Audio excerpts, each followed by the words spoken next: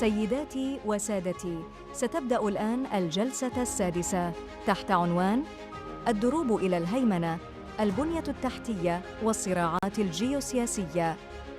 Ladies and gentlemen, Panel 6 entitled Roads to Dominance, Infrastructure as Geopolitical Currency will start now.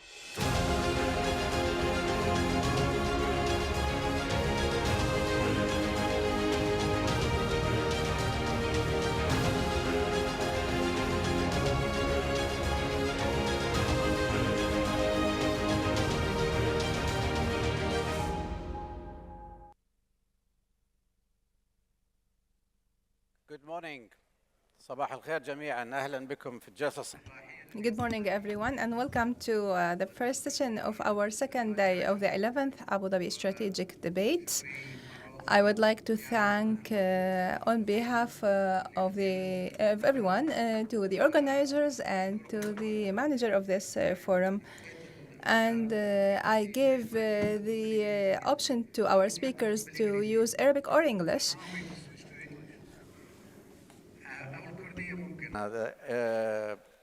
الأستاذ محمد بحرون, you're from Emirates, Karim Haggag من مصر, and now I'm going to have to switch. Zaid Eyadat from Jordan, welcome. And I want to go straight into the topic, and the topic is Road to Dominance, and that's infrastructure as geopolitical currency. We did have rich sessions about global power competition and local integration, and very often we are focused on conflict, on wars, on problems, where everybody's a loser and divides us, fragments us. But this one is another form of power competition in the form of economy, building, investment. This one has to be win-win. But is it? We will first begin to talk about what is going on, and then what's the politics of it, both at local, regional, well, third one is global level. Those who are my age and older would remember that we all had this dream about our region where borders never exist, where interdependence at its maximum, where we follow good examples of integration, whether that is economic, social, and in all other forms. And for the first time in our lifetime, we're seeing that. We're seeing the, not just embryonic, actual delivery on the ground. Things are happening in our lifetime and likely to develop a great deal over the next decade. I have to say, Emirates has already proven not just its potential, but also on delivery. And Saudi Arabia is also joining in actually leading this outward journey as well as internal investment. And there are countries that desperately dependent on such development. And they see the potential, they work towards it, but we would like to see what are the barriers for progress. What is also interesting is that the regional and global powers also are beginning to see the benefit of that. They try to be here, and they do see the strategic location of the Middle East not only as a source for natural resources and trade destination, but also as pathway to Europe, connecting south to north, east to west. We will learn more about these things from the three experts. I'm going to start with Mohammed to actually put us in the picture. Very often people talk about big projects, big investment, big initiatives, but we don't all know everything happening next door or in the region. But please put us in the picture in your own way. Thank you very much, and many thanks to Dr. Ibtisam and EPC for conducting this and keeping up at doing this at such a level to the 11th year, so congratulations. Let's start with this idea of hegemony or dominance. Is these projects are about dominance or not? And I think dominance is a diction from an old dictionary. The new dictionary is not about dominance. The new dictionary is about facilitation. The ability to connect people and facilitate their ability to move from one point to another. To your question on projects, yes, people are talking about the big projects. Talking about PRI, we're talking about EMIC, we're talking about the road of development, but we also miss that there are so many other projects that are actually major enablers for this. We cannot talk about EMIC without talking about the railway, the GCC railway. That is the major thing that would make EMIC work. We cannot overlook, for instance, what is happening between Ethiopia and Eritrea, which was based on a port in Eritrea. That's a connectivity, that's an infrastructure that led to connectivity, but also led to political settlements. We can look also at things like the subsea cables that extend between North Africa and Europe. And the UAE, for instance, is investing. TAQA is investing in cables between Morocco and the UK, for instance. So just to complete the picture, obviously we have initiatives to do with pipelines, energy, oil and gas. There are things to do with pure trade routes, building roads, and maybe rail. And there are ports being built. Some of them are needed for the national viability, but also they are the hubs for destinations and moving across.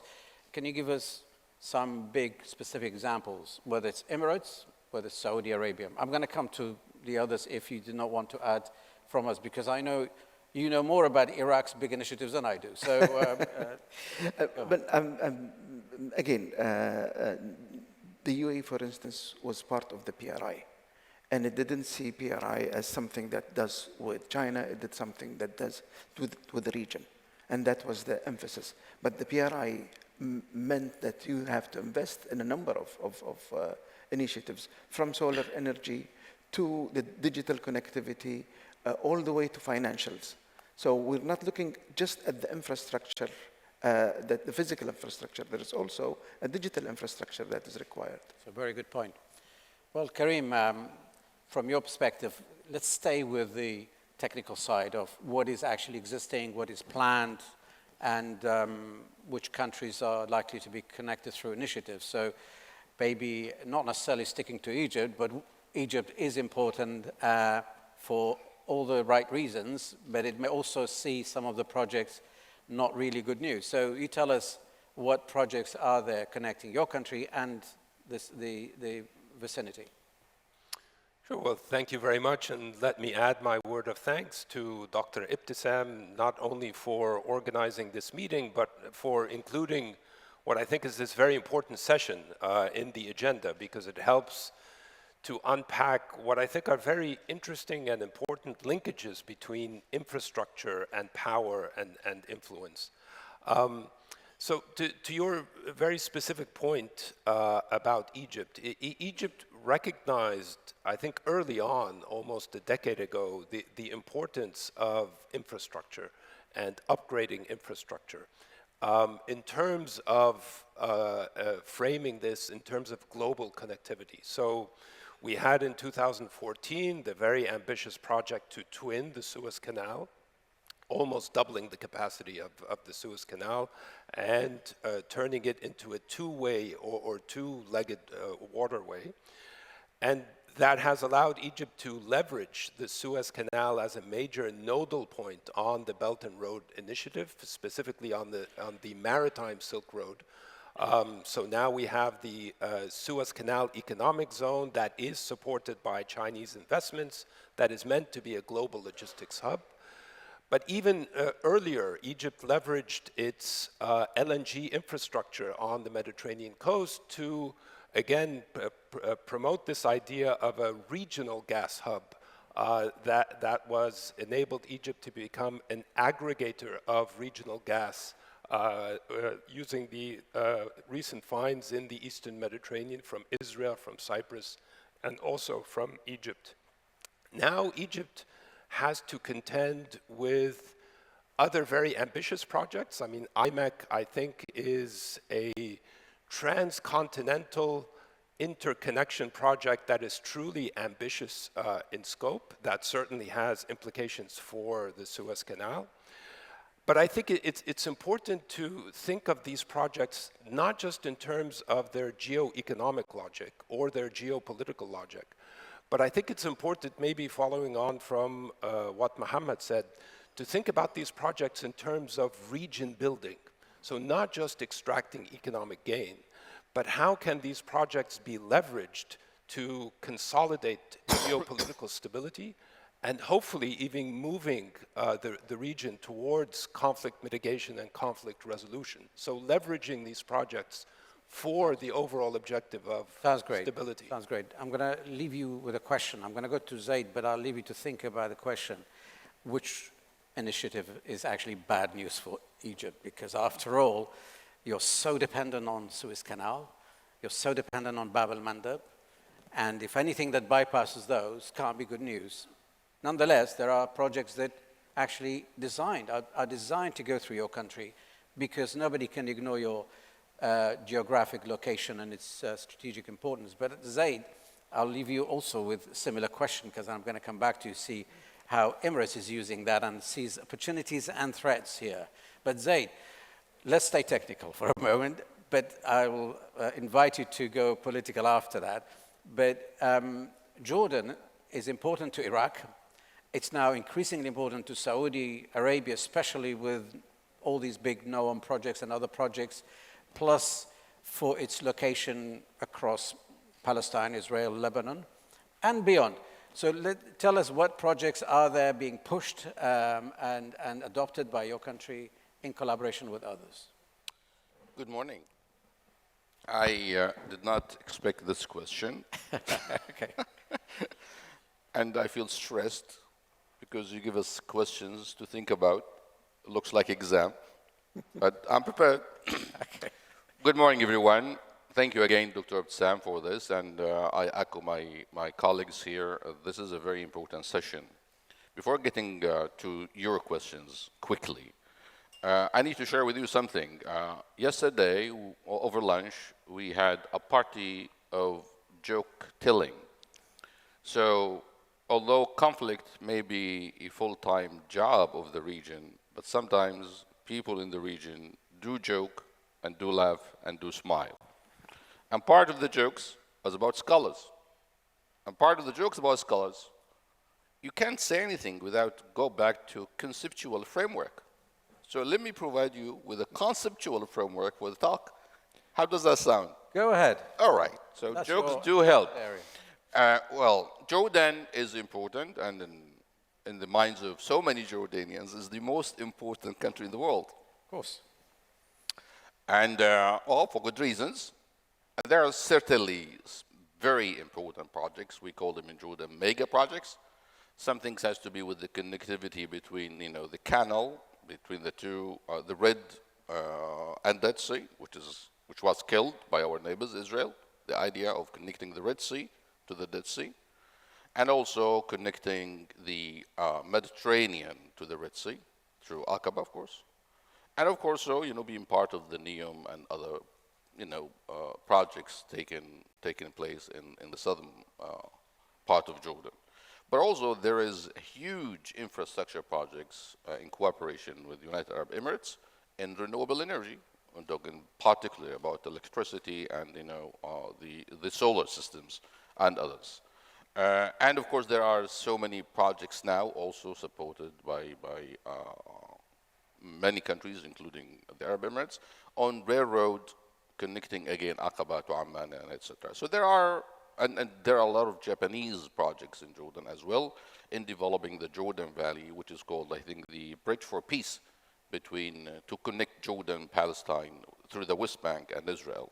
So there are so many projects taking place in that sense. But what I wanted to say in 2 minutes, maybe less, is the idea of infrastructure as roads for dominance is actually it's not new, but it has got its own attention and or aura in recent decades. There are two ways to look at infrastructures when we're thinking about dominance. First, the weaponized interdependence, where you use these networks and systems and facilities for your own strategic goals and ends. And the other one is what we call it the agencies thesis, that infrastructure have their own agencies once they're in place. And the best example for that, for example, is the SWIFT system. So financial systems digital systems, they will soon and immediately gain their own agency. So they are actually another player in the geostrategic competitions themselves, and the competitions is over them, and they are part of the competitions as well. But the simple way, in my mind, to think of infrastructure as ways to dominance and ways for strategic ends is to think of re-engineering of geography to suit new ideas and bypassing some difficulties. So connecting seas, connecting lands, and this ship to rail ideas about IMAC and etc. It's all about reimagining geography and make it much more easier for political means and ends at the same time. Thank you. Zaid, I'm going to come back to you, but leave you to think about the question of the global side of it. There are initiatives and mega projects, or at least ideas, promoted by the United States for altruistic reasons. There are things that are promoted by China, and they're already here. They came from a long way, but they're already here.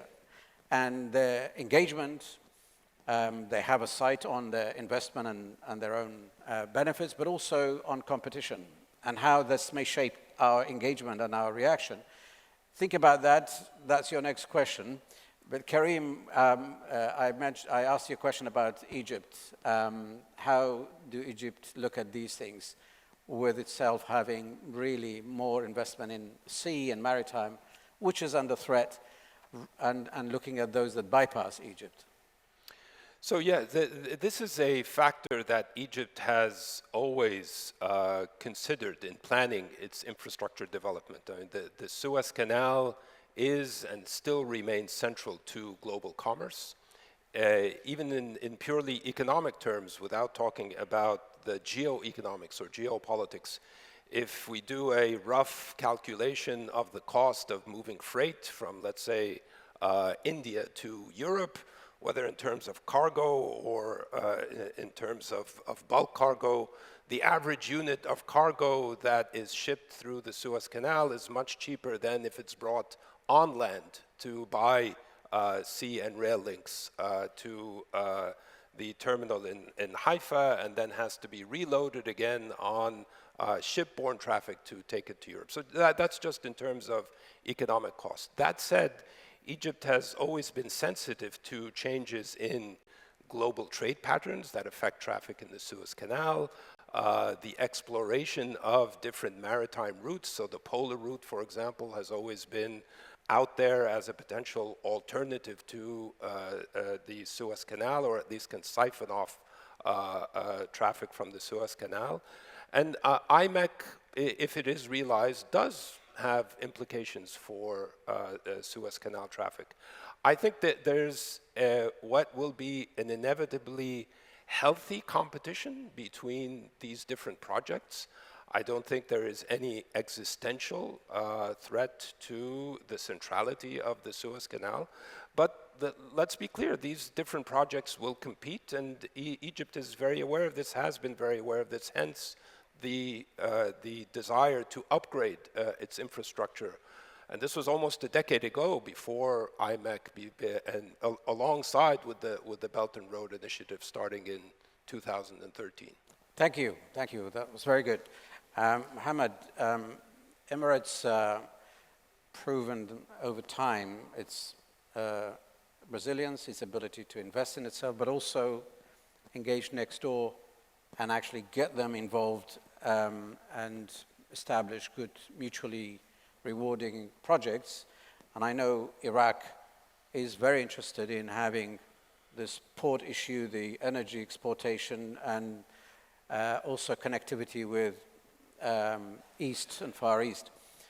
We're not worried about Emirates making those big decisions, but we are worried about the response you get from fragile states in the area, and Iraq being one of them. Sometimes its response is difficult, slow, bureaucratic, but also people are not focused very often on these. So there must be challenges that Emirates want something, but they can't get it quick enough. Tell us. Well, I think the biggest challenge is what Zaid has described, which is this change of construct. So this is a shift from the old dictionary of geopolitics to the new dictionary of geoeconomics. Not everyone is willing to accept that change easily. And it will actually, when people are comfortable in a comfort zone, knowing what they're dealing with, you suddenly bring a new concept, then that's definitely one of those problems. So if you're talking specifically about Iraq, I mean, the GCC countries have invested over quite a period of time in this railroad, which is the GCC railroad that connects all of the GCC countries. But we cannot just look at the GCC alone. We have to see where is this railroad going to be important beyond the GCC. So there is nothing only regional about our view. Anything in this region is global. So we'll have to think beyond this. If we want to really be a connector between Asia and Europe, on land, who's our connection? And Iraq, Turkey, then Europe. If we want to be connected to Central Asia, then we'll have to think about Iran. If we want to think all the way up to Latin America, we'll have to think about Africa. And this is how you see the UAE moving around. It's not out of self-interest. There is self-interest in it, of course, but this is not the driver. The driver is global connectivity. And I'll leave you with one example. If the world economy is a human body, the supply chain is the blood circulation in it. The more you have it open, the more fluid the blood can move, the more healthy this economy is. So EMIC, if we want to talk about, is not a direct threat to Egypt. It's actually an additional added. All of these projects will bring infrastructure projects. Infrastructure project will bring jobs. Once they're done, they'll bring more jobs. So more jobs to the region, more infrastructure to the region, I think is a good news. Well, the blood circulation needs heart, pumping heart, and Emirates and Saudi Arabia can be. They have the potential, they have the capacity. So we just hope that the response from the surrounding countries will be as focused and less on conflict. And I know Iraq, the current government of Mohammed Sudani, managed to win the parliament's support for a huge project of development road. And this alone transformed the attitude from even Turkey, who wants to invest in it. Connectivity with Qatar, interest from Emirates. So imagine the potential of that creating, it's not just soft power, that connectivity. This is the necessity and that's the future. I'd like to come back to that because I'd like to understand where Iran, Turkey, and others stand in this whole thing. But Zaid, I asked you a question about the global picture. Go ahead. Oh, thank you. Well, again, I just agree with Karim and Mohammed about, first, the centrality of Suez Canal no matter what. There is no existential threat, although there is very high-level competitions on that. And yes, this shifting from geopolitics to geoeconomics as a core for strategic ends is the dominant thinking in the region. And that's where the global picture comes. If we to redesign geography and re-engineer it for political ends, and by the way, the whole process is accelerated by or impacted by three variables, at least in my mind. Accelerated globalization all the way till the economic crisis, then economic crisis and then COVID together, and advancements in technology. So actually forced players, countries, companies to reimagine connectivity, supply chains, hubs and nodes, and using them for connectivity and using them also for control. You block, you open, and so on. So you place yourself in a table with so many cards, and that is exactly what geostrategic competition is all about. But at least there are two visions competing over the Middle East, bring it to the Middle East, on how you shape it and how you connect it. The first, of course, is the Chinese, the BRI initiative that more than 155 countries signed to, mostly in the Middle East. Of course, it has two paths, Africa and the Middle East, and railroad and ports, with very, very expensive project, $1 trillion thus far, and $8 trillion in total. But this is for sure a game changer if to succeed. That's redesigning geography. This globe that we knew before, it's different now because the way it will be connected. And it's by nature a geostrategic initiative, by nature. Now, thus far, there have been great successes in the initiative, but with a lot also of problems, especially in Latin America and Africa, in terms of the way the project is done, and the problem of loans, of course, which is known for everyone now, which actually, taken out of the initiative and its attractiveness. But they're, like in Pakistan, certainly there's a huge success, and in different places.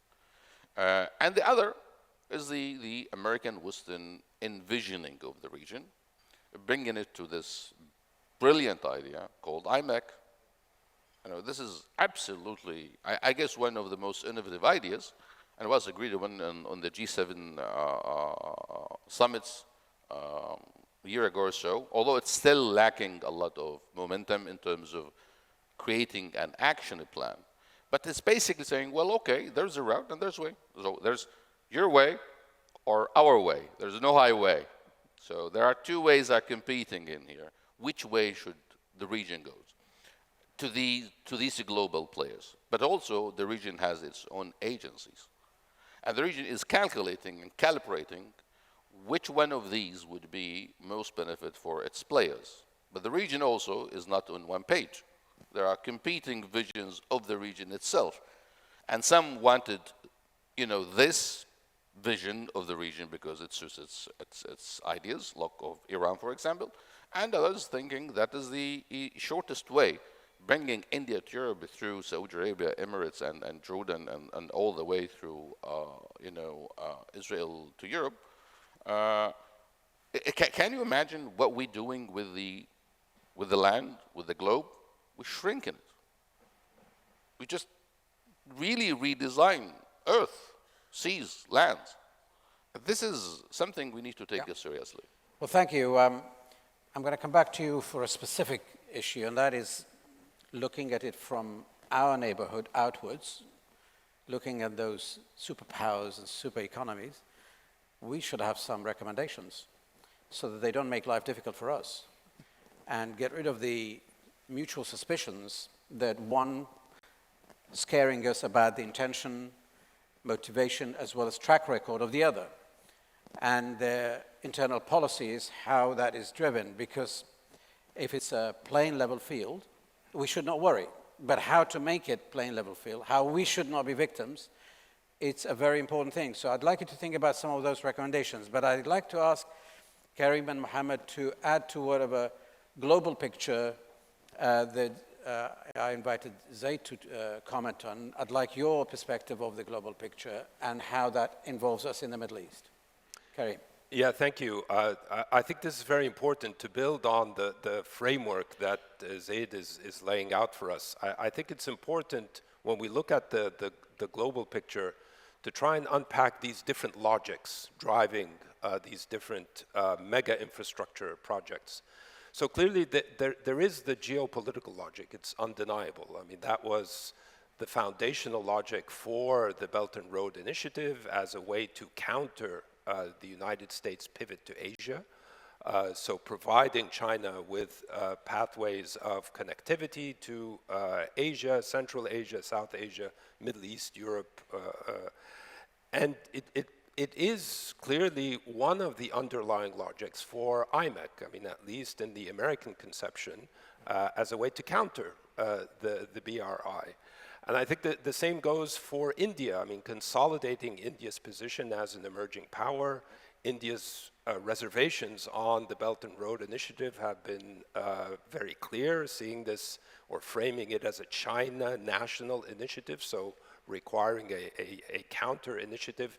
And India's role as a leading founder of IMEC, I think, is very interesting. So it's not just US-led. I mean, the role of India, the role of Saudi Arabia. So there's clearly a very clear geopolitical logic.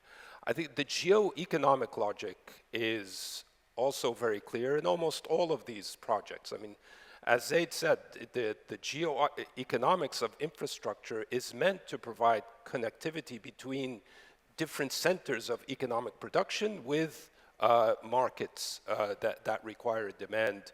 And here, there is the logic of globalization, but there's the logic of deglobalization as well. I mean, the whole drive to secure supply chains, moving away from just-in-time logistics, offshoring, and that was very much accelerated by COVID.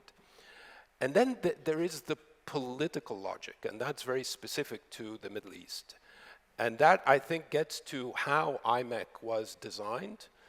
I think it was the American vision that brought these two legs of IMEC together, the the East-West link, linking India to the Gulf, but also the northern leg linking the Gulf to Europe, through Jordan, through Israel, and therefore conceiving of IMEC as a way to consolidate normalization with Israel, and another leg by which Israel is integrated economically and perhaps politically into the region. For all of these logics, there are challenges. I mean, the geo-economic logic, I think, presents a very interesting challenge, especially with IMEC. IMEC is not just another trade and transportation corridor. I mean, we're talking about clearly ports, rail links, road networks, et cetera, but we are also talking about links, data linkages, we're talking about energy linkages, we're talking about electricity, we're talking about hydrogen that feeds into Europe's desire to diversify its energy supply, moving away from Russia after Ukraine. So we're talking about multiple flows here. How do we govern flows of data, of transportation, of trade, of energy? What are the protocols? What are the tariffs? What are the legal and regulatory frameworks that manage these flows, cross-border, even transcontinental? I think it's very interesting. And then finally, just on the geopolitical aspect of this, clearly we do have a challenge in envisioning this very ambitious transcontinental interconnector in a region that is plagued by geopolitical conflict. And it may be because of the events in Gaza, not just because of Gaza, but the fact that the Gaza conflict has been regionalized, that these two interconnectors of IMEC, we may only end up with the East-West interconnector, and that the north-south interconnector may be delayed. So I think that all of these logics have their advantages, but also present interesting challenges that have to be overcome. Thank you. I might actually face you with the same question after Zaid about what you recommend. On the global picture, Mohammed, carry on. Okay, globally, I think we're looking at the world as an interconnected world. So if I'm going on Amazon and buying a product that I expect to be delivered to my house, I'm not buying it from the shop next door. I'm buying it from a provider, possibly overseas. So I understand this idea that there is a tendency towards deglobalization. But I think the more digital we get, the more globalized we'll get. But that digital sphere needs boots on the ground, and the boots on the ground is those connectivity projects. What enables door-to-door delivery. This is part of this paradigm shift. I'm old enough to remember that when we started moving from the phone dials into the digital buttons, AT&T came up with a phone set that has the buttons, in a dial format, because people were still used to dialing, and they know that. So this is the type of moving from analog to digital. We will still have those problems that was described by, and IMEC particularly had a lot of misconceptions. One of the major misconceptions that this was a US project because President Biden announced it. Even though President Biden said during that if it was not for the UAE, this project would not have happened. So he announced it, doesn't mean that he came up with it. But the idea is that IMEC was not about the US. It was not even about China, at least in our perspective. It was about Asia to Europe. And there is a provider in Asia, which is India, that produces a lot of stuff, and there's a buyer in Europe that needs that stuff. This is not about Israel, this is not about the region. The pivotal role of the region is that its ability to act as a gateway to that, as a connector. But this is not where we're originating from. Can I just second that, because I think that's very important, that these different logics are not necessarily unanimous among all of the actors involved. And I think that's a very interesting point, that each actor is driven by their own logic or sets of logical frameworks for participating in these initiatives and driving these initiatives. Clearly, the logic on the part of Gulf states is different than the US logic. I mean, for example, the United States sees IMEC in terms of great power competition, but both Saudi Arabia and the UAE are members of both the BRI and BRICS. So I think that there are different logics at play here, and that may be a factor in how these interconnector projects are designed and how they are implemented. By the way, if I were President, sorry. Yeah, I'll come back to you. You'll have a chance because in the context of recommendations, it will be a good opportunity. But Zaid, if you wanted to intervene, you can start with it, but I will go back to the question about recommendations. Basically, what we don't want is for us to fall. Strong economies within Gulf, most of them are strong, financially capable, and they are confident. We're not worried about those, but those fragile countries that we talk about, we've seen examples of debt trap. We have to avoid that. We have to be sure that this is going to be good for us. And it's not good enough to say, be careful of debt trap. We need to do something about it. But also I have a worry that these big powers, when they compete for their interest, they bring with them the security side, interventions, wars maybe, at least seeding the elements of conflict in the future while they are sitting back, and we are very good at getting at each other's throats. So we need to avoid nightmare. We make recommendations so that this investment lasts and the benefit is for all. Please. My Kurd friend, you're serious? You asked me for your recommendation? Go ahead. All right. Well, look, let me make first a comment on what Karim and Mohammed proposed, which is brilliant, of course. And, we talk about these two competing, at least two, competing global visions of the region or the infrastructure in the region as part of their strategic projects and imagination. It's not separated from what, for example, the US think of the region as part of its global strategy.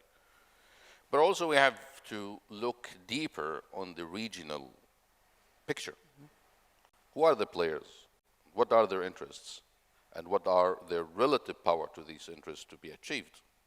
And with whom, which kind of project they align themselves? Yes, for example, I'll give you an example of Jordan.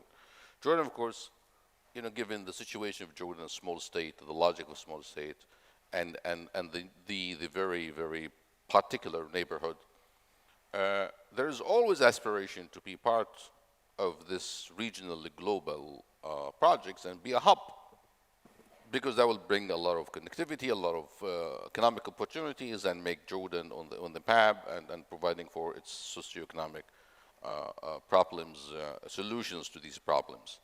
Yet, the region and the countries in the region are not, as we all know, they're actually having their different priorities.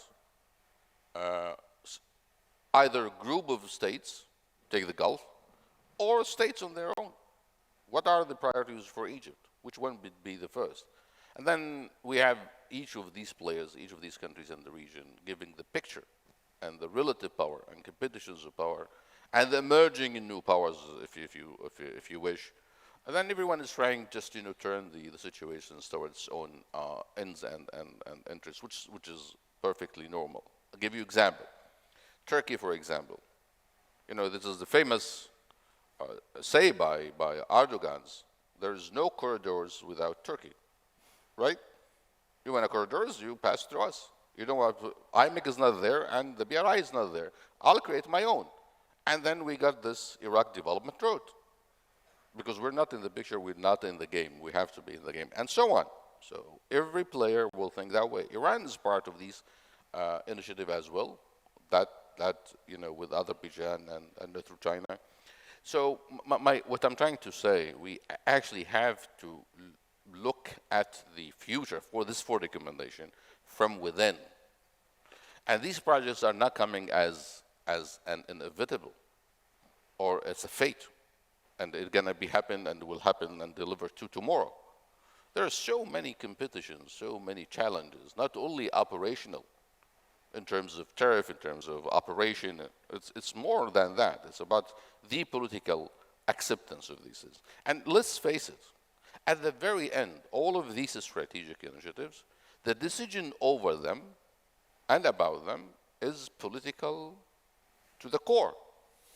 And that requires a lot of political calculations. So my recommendations is for us to see the trajectory of these competing projects in the region is to look from within the power map and the power structures within the region and how that might develop in the future and shape and impact the development of these projects. Thank you. Mohammed, you wanted to interject, but I also wanted to link it to the recommendation side. Please. No, it's not an interjection, but I mean, even within the political context of the US, if Biden wanted to pass this through Congress, he would possibly have a better chance saying that this is counter-China. So again, people use the political context. But on recommendations, I'll remind you of this difference between a piece of iron and a magnet. Piece of iron can turn into a magnet if you align all of the atoms together. That's when it becomes something. Very good analogy. The overall GDP of the countries involved in IMEC is something like $47 trillion. If you look at your own GDP, then it's small. If you look at your collective GDP, so the ability to connect that GDP between all of these countries, this is huge. Now, this is the opportunity, not the risk. You can talk about the risk and what these countries will bring, will the competition need it, but I think it is a major paradigm shift. If we think about geopolitical risks, we will only see geopolitical risk. Okay. So, recommendation. Yeah. If you want to have a recommendation, and I don't know if you want it to the UAE government or the government of other stakeholders. So stakeholders, they need to see that in the coming 20 years, those who are going to be valuable are those who are on the grid. If you're off the grid, then you're not going to be valuable. Each and every country will have to think, how am I going to be part, one, of the grid, two, how many grids? So expanding your network, because networks is the new world order. Thank you. Karim, the same question about the global, these recommendations, but I want you, at least one of you, to address this issue of, obviously there are barriers for progress. There are our own, our locality. There are wars and conflicts. There are state and non-state actors. In Iraq, we do see vocal non-state actors who oppose certain projects, including ones that go to Jordan and others. So these are barriers. I'd like you to comment on those as well, but let's stick with the recommendation and the chance for you to comment on the second point as well. Yeah, thank you. I think what I would offer is it's not reducible to a recommendation. I know that's what you're trying to tease out from us. But what I would suggest is a different logic that should govern these types of trans-regional projects. So we mentioned the geopolitical logic, which is there, the geo-economic logic, which has to be there. I mean, there needs to be a value added to these projects. But I would suggest that those need to be coupled, especially when it comes to the Middle East, with another logic, which is the logic of region building. I mean, how do we use or leverage these very ambitious interconnector projects, infrastructure projects, to conceive of and eventually build a different region? Now, that certainly goes to the other part of your question about geopolitical tensions and conflicts. IMEC is a multi-generational project that will take decades to complete. Those types of very ambitious, long-term, long-horizon projects are simply not conducive in a region that is racked by geopolitical instability. And I think that the tendency may be that these interconnector projects can circumvent these conflicts, can bypass these conflicts. And I think maybe the subtext of much of what we are saying here on this panel is that is very challenging. So we need to conceive of these projects differently in the context of building regions. Part of that goes to what Mohammed said about designing these projects in a way that is inclusive rather than exclusive. Now, how that's done, this is a very complex endeavor, but I think I very much suggest what you propose. I mean, second what you propose. Everybody needs to be seen to be part of, the bigger it is, the more I think inclusive it needs to be. And then finding a way to leverage these types of projects with a real effort to overcome geopolitical divides, not to try and circumvent geopolitical divides or conflicts, but it has to be done in a way that reinforces what should be a very concerted conflict resolution effort and a real concerted effort at regional confidence building. Thank you. Right? The infrastructure cannot be a substitute for that. It has to be done in tandem with that. Thank you so much. We have 14 minutes, just less than 15 minutes for a round at least of question and answers. I'm going to go, because we haven't spoken about Iran, and they will have a big say. They can benefit, but they can also cause trouble. So I'm going to ask Aghay Mohammed Dashiri from Iran to ask the first question that he's got his hand raised.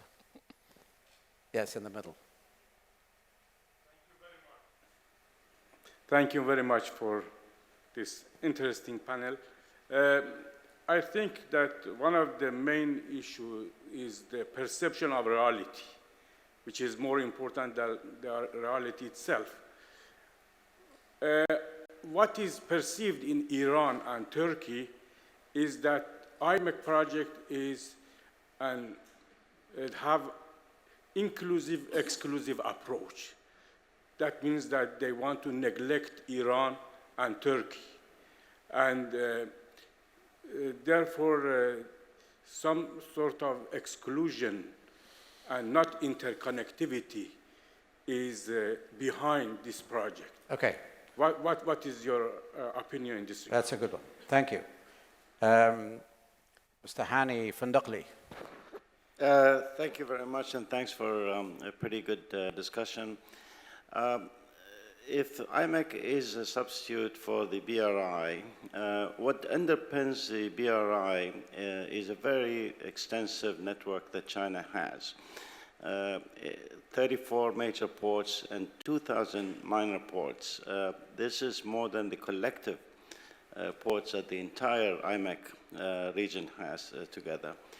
So my question is, if the U.S. is not considering ownership or authorship of this program, where is the money for the infrastructure coming from? Thank you. There is Martin Wilhelm. Over here. We often talk about geoeconomic logic, the geoeconomic logic, as if that was a well-defined concept. But then, Karim, you started talking about there's different logics, and that is what my question is about. China developed, and a number of Asian countries over the last 40, 50 years developed according to an economic logic that was significantly different from Western economic thinking. And we used to have the concept of the Washington consensus and the Beijing consensus, etc. So my question is, how do you deal with those logics are not easily commensurable or compatible. So if you're facing both, how do you deal with that? And I would add technologies like AI probably make that question more complicated, even so. Thank you. We have two Yusuf Baluchis at least in this room, if there are not more. One of them asked for questions, so they are both friends of mine. If there may be more, so who asked? Yeah, go on. Yeah, thank you. Well, that's a third one, because I know the other two. Okay. Okay, go on. This is a common name in Oman, anyhow. You have to be Omani. Yes, you have to be Baluchi. Okay, go on. Thank you. See, it's an interesting topic. I mean, we all agree that, I mean, it's all about connectivity between countries and continent. It's I mean, building infrastructures to facilitate moving of the people, of goods, of services, and a brain. However, I mean, how we can govern on that, because, you know, sometimes filter what we want, what we don't want, you know, because, yes, I know there's a geo-economic, but there is more of geopolitics. So, I mean, how we can filter, how we can governance, how we can really, I mean, I will not say to be selective, but, I mean, sometimes this could increase the degree of uncertainty. I mean, so the question, please. I mean, how we can mitigate the risk, I mean, and reduce the degree of uncertainty, because you are talking about a new ecosystem. Yes, increasing the movement of people, capital, and goods, but that could really harm some concept. Message received. Yeah, thank you. I'm going to take one last question for this round. If we had more time, we can go for more. But there's Mukhtar Hajizada. Yes, thank you. I'd like to thank this excellent panel for insightful perspectives. In terms of diversification of supply chains, I read that the middle corridor, sometimes also called the Trans-Caspian corridor, allows companies to diversify their logistic networks. So if I can pose this open question to the panel. So what are the key infrastructure challenges and opportunities, in your opinion, that will shape the future of the middle corridor, particularly in Central Asia and the Caucasus? And how do you foresee these developments influencing the broader competition with maritime routes? And will they be sustainable in the long term? So your insights will be appreciated to explore strategic, economic, and logistical aspects. Thank you. Thank you so much. Thank you.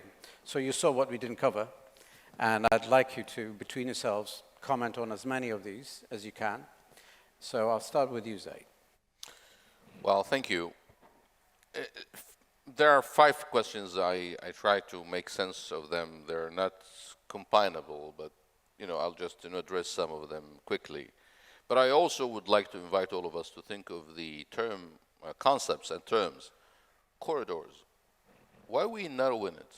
We should, just widen the horizon. We always think of corridors, and this is something that strikes me when we talk about the corridors and the corridors diplomacy. I'll talk about IMEC as a substitute to the BRI, and I don't think it is. It is an alternative on the table, so another plate. And it's not as expensive, and it was not meant to be as also comprehensive. But it's challenging, and it's a shifting project of the dynamics. So in that sense, it's powerful, if it, again, to succeed. The question about funding it, I think this is what I refer to as the action plan and what needs to be done, which I think will be discussed soon. Now, about inclusivity and exclusivity. Of course, I mean, these are not charities projects. These projects are meant to be, as a rewards and a punishment. That is the ultimate practice of power. If you want to be part of that, concessions needs to be made, and it comes with cost. And if I want to just, exclude you because this meant to exclude you, weakening you. So it's a power competition at its best. So that's why others who feel excluded, they will immediately opt for alternatives, build their own to make themselves relative to this power competitions game and power balancing. I'll just stop in this. And thank you. For the other two, please, if you felt that this was addressed, even if it's not complete, go to the next question of your choosing, please, Karim. Thank you. BRI versus IMEC. Yes, so the BRI has a 10-year head start on IMEC. The BRI is driven, implemented, designed by one country. By my last count, IMEC had roughly between 20 and 25 participating countries involved, so I think the coordination and alignment challenges are clear. The BRI is constructed to be two ways. The flows are two ways. IMEC, it seems, is one way, at least as far as I understand it. All of these will have challenges for financing, for governance, for coordination. So yes, I think if IMEC is intended to be an alternative to BRI, that may be one logic, but I'm not sure that is shared by all of the countries participating in IMEC. I mean, the Gulf countries certainly, I doubt they see it as an either-or alternative between BRI and IMEC. And that gets to the question about the different development logics or frameworks of development. As I think was pointed out by the gentleman, China has its own model for development, very different than the Western Washington consensus. I'm not sure if that has any adherence anymore, but let's, for the sake of this argument, pose that as a counter to the Chinese model. And again, I think for most countries, especially in the global south, I mean, represented here on this panel, don't see these binary choices anymore between a Chinese-inspired model for development or assistance or a Western model. So there are no stark choices between BRI versus IMEC. There are no stark choices between Western standards of 5G and Chinese standards of 5G. No stark alternatives between BRI and BRICS and participating in the I2U2, for example. Now, it may be, especially with the new administration in Washington, that the United States forces those choices. I'm not sure that will be, that may be more easily said than done, especially when it comes to these multi-generational infrastructure projects. Right. Your choice. I'll address the question from Dr. Hani on the US. And I think rightfully, IMEC came after I2U2, possibly as a way of, delivering it. But the US practically don't have means of funding projects as a government. They don't have sovereign wealth funds that play that role. So they go to investors. And I think there is a lot of investment possibilities in IMEC that US companies, not necessarily US government, can bring. But I think when it comes to investment, there's an opportunity, and there are a lot who can see what is the potential of this. Dr. Dashir, your question is very good. Maybe I will pick you up on this in our Iran session. Excellent. I've got 2 minutes. Literally, I'm not going to go over the time, but without interrupting you, let's go back to Iran for a minute. What would be your recommendation to get involved? We'll have a session, but not on the development infrastructure. Zaid, tell me, how would you attract Iran into this? We have session on Iran. Right. Well, you've got now the order. So actually, now it's 2 minutes. I'm going to give Karim last say. It doesn't have to be Iran. Let me pose an example that illustrates the link between infrastructure and region building. And this has to do with the Eastern Mediterranean. So I mentioned Egypt's leveraging its very well-developed LNG infrastructure on the Mediterranean to turn Egypt into a regional gas hub. But Egypt envisaged this effort as part of a larger effort to build a regional cooperation framework in the form of the East Mediterranean Gas Forum. So thinking of these types of projects in terms of region building as opposed to exclusivity or competition. Now, how that translates into our broader region, the Middle East, I can't say in less than a minute. Okay. But I would suggest that should be the approach by which we think about and conceive of infrastructure moving forward. Mohammed. I would just say Iran or others, where are we in the connectivity agenda that is now forming the world? Are we part of it? Are we connected or we're not? And I think that is the burning question for any policymaker today. Thank you, all three of you. And thank you for being such good, engaging audience. Thank you.